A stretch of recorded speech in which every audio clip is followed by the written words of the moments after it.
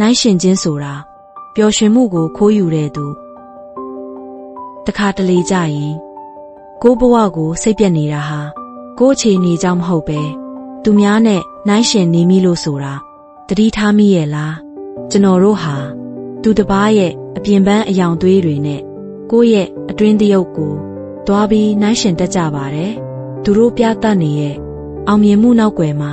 ဘလောက်တောင်ပေးဆက်ခဲ့ရလဲဆိုတာကိုတော့ကျွန်တော်တို့မမြင်နိုင်ကြပါဘူးနေကညမှာမလင်းသလိုလက်ကလည်းနေဘက်မှာမထွန်းလင်းနိုင်ပါဘူးဒါပေမဲ့သူတို့နှစ်ခုလုံးဟာကိုယ့်အချိန်နဲ့ကိုတောက်ပနေကြတာပါပန်းတိုင်းဟာလည်းတစ်ချိန်တည်းမှာမပွင့်ကြပါဘူးတင်းရဲ့တူးတဲသောပြိုင်ဘက်ဟာမနေ့ကတင်ပဲဖြစ်တင်ပါတယ်သူများနဲ့နှိုင်းရှင်တာကိုရက်လိုက်တဲ့နေ့ဟာ